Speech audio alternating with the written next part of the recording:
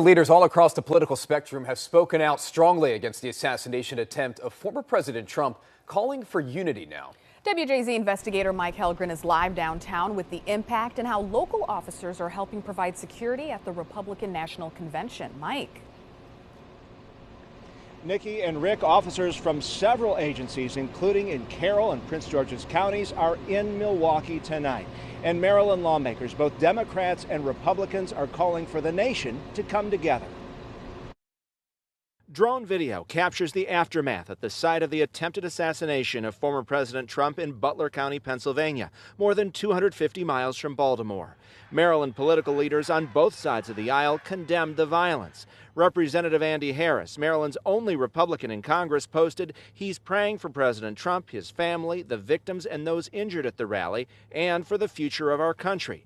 Governor Wes Moore, a Democrat, said this, speaking before the NAACP. Political violence is unacceptable, and we will not tolerate it now. We will not tolerate it tomorrow. We will not tolerate it ever. Gun violence happens in this country every single day, and no one, not even a former president, can be separated from that. Baltimore Mayor Brandon Scott spoke about the weapon, which law enforcement sources tell CBS News was a semi-automatic AR-style rifle legally purchased and registered to the shooter's father. The average American citizen should not be able to possess an AR-15.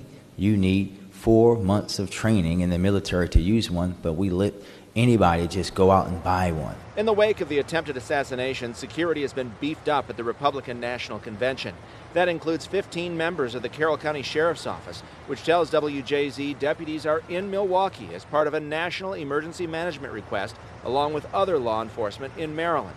Political analysts say it's time to tone down the rhetoric so something like this does not happen again. Everybody agrees, and we need to lower the temperature of the rhetoric. And then 2 weeks later, you don't even know it's happened because everything goes back to the way it was. This kind of political violence has unfolded in Maryland before, back in 1972, when presidential candidate George Wallace survived an assassination attempt. Shot at close range while surrounded by a crowd after a speech in Laurel. His shooter was released from prison in 2007.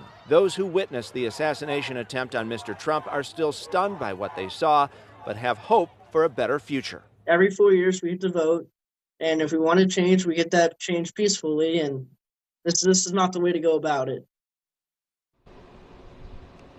A former Republican governor and current Senate candidate Larry Hogan says the country is a tinderbox at a turning point, and he called for a return to civility and respect.